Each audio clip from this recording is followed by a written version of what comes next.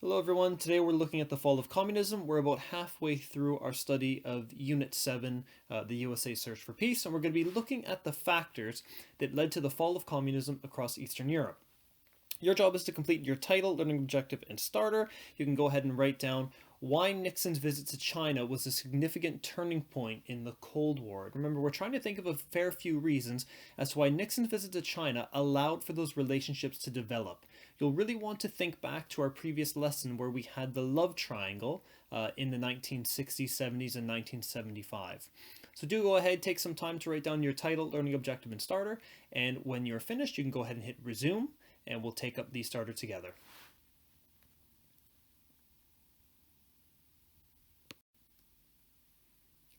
So you've had a chance to look at your starter. Here are some of the potential answers that we were hopefully looking for.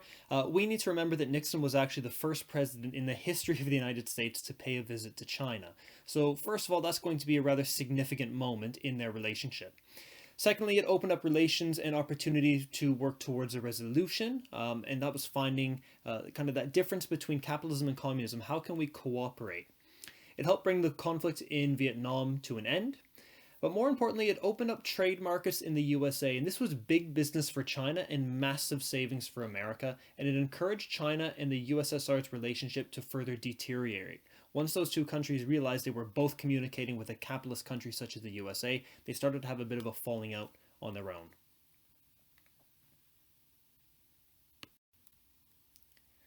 So as always, it's time for us to establish a little bit of context, and we'll want to write down the highlighted points in our exercise books. So first of all, we have to understand that communist influence in Eastern Europe was actually starting to lose momentum as of the 1980s.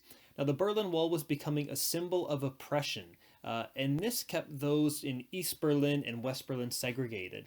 If we think back to our study of America in the 1930s, where we're looking at segregation in the United States, that was seen as wrong, as unconstitutional. So segregation in East and West Berlin would also be wrong.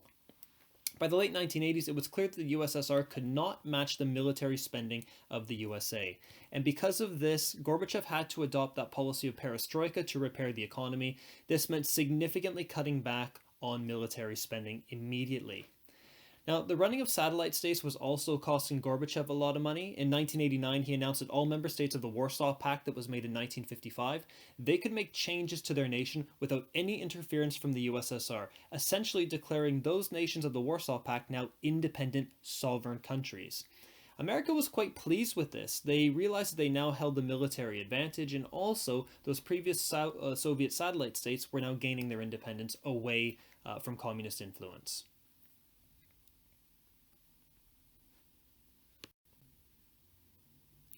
So, looking at the Berlin Wall, it's something that is in popular culture, something that we've often learned about before. But there are some misconceptions about the wall.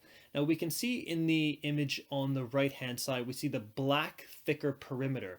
That is the Berlin Wall. It wasn't built to keep the East Berliners in East Berlin. It was actually designed to keep them out of West Berlin, from escaping from the East into the West.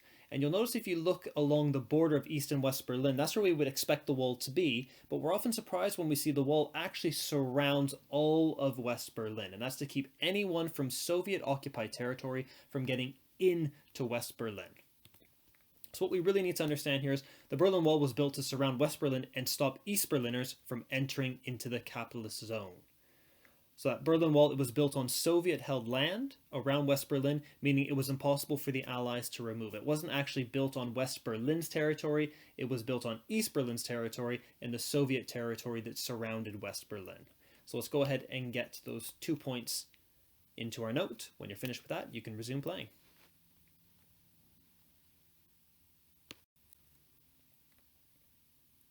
So we're going to look at the evolution of the Berlin Wall. It didn't just go up overnight. It took actually a very long time for it to be built into the iteration that we'll look at on our next slide.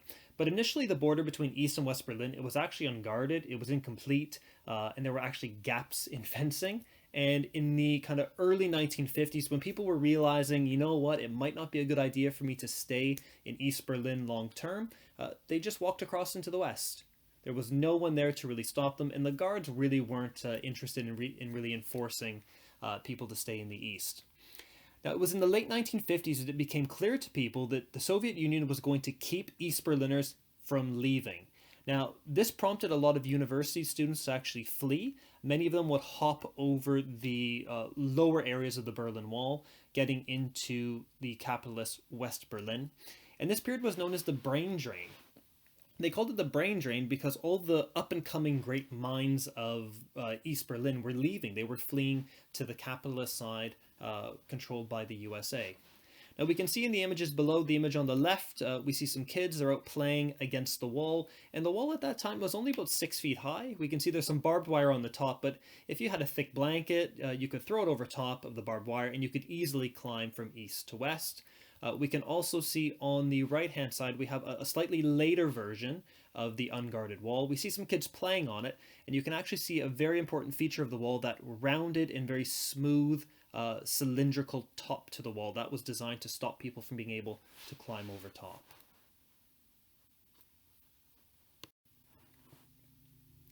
Now here we have an image of the Berlin Wall that most people are more familiar with. It looks much more militarily designed. And it was construction of, we'll call this the real wall, actually began in 1961 and made travel between the east and the west sides of Berlin quite difficult. You would need a passport, and you would also need to apply for a special visa to be able to travel.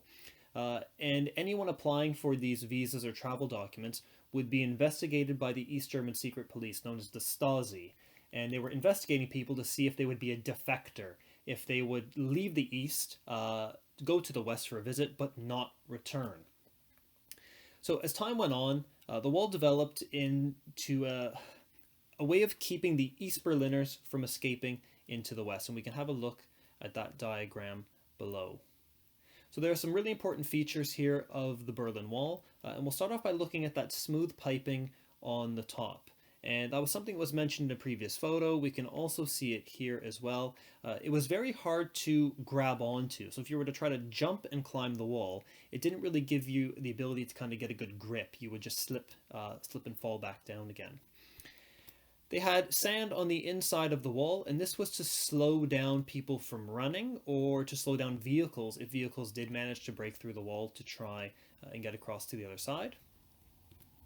They installed mines in some cases, so these were explosives underneath the ground that you couldn't really see. They had watchtowers, and watchtowers were positioned in ways that they always had full coverage or full view of the area in between both of the fences. We can see dual fencing on the right-hand side here over towards East Berlin, so to make it extra difficult for people to even get into that center zone. And they had lights that were on 24 hours a day. So that made it very easy for guards to see. The area in between those fences, so where we can see the smooth top on the West Berlin side and the double fencing on the East Berlin side, they actually called this the death strip, because people who tried to run through this area to escape from east to west were often either shot by the guards in the guard towers and actually died in that death strip area, or they simply stepped on a landmine or were killed in other ways. So very rarely did people make it into that death strip and out into the side of West Berlin. The most common way of actually escaping was going through a checkpoint properly and not returning, or by tunneling underneath the wall itself.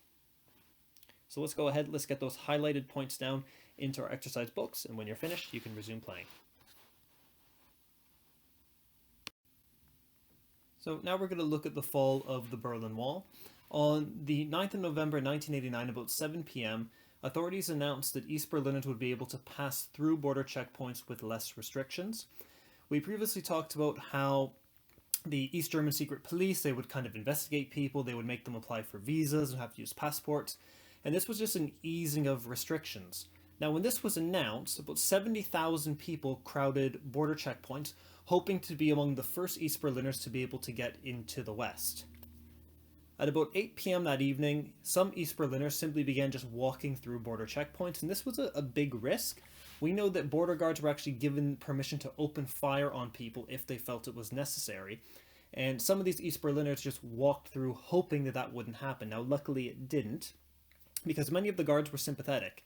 They also wanted to flee over to the West for a better life, and they decided that if they let these people go across freely, maybe they could cross later on in the evening as well. Now, with such large crowds gathering and people wanting to go into the west, several checkpoints just simply opened up their borders and they allowed thousands of East Berliners to cross over into the west side.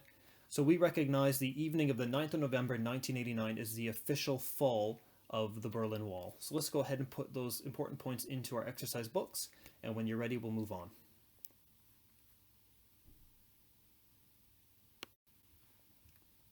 So looking at the collapse of the Soviet Union. So this is going to take place shortly after the fall of the Berlin Wall. Now in 1990, Baltic states such as Estonia, Latvia, Lithuania, they declared independence from Moscow, and Moscow didn't do anything. They didn't stop them from declaring independence. And this was a way of the USSR essentially admitting that they had lost all communist control. Now, there were further demands within the USSR for independence. Gorbachev was incredibly unpopular, and he was actually forced to resign in December of 1991, forcing a split in the USSR into several different independent states. Now, the fall of the Soviet Union, it finally ended the rivalry between communism and capitalism. Essentially, there was only one superpower left in the world, and that now was the USA. So let's go ahead and put those points into our exercise books, and we'll be moving on to our final tasks of the lesson.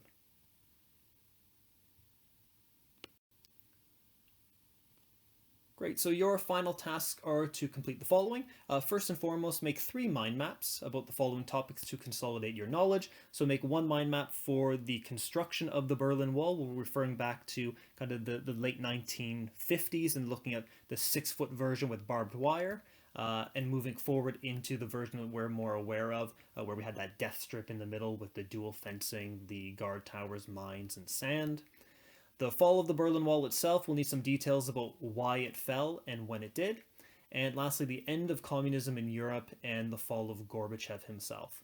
So when you finish with those 3 mind maps using the previous lesson, please do go ahead and complete some work in your Unit 7 summary booklets. You can do a bit of review there, complete some tasks, and some glossary terms.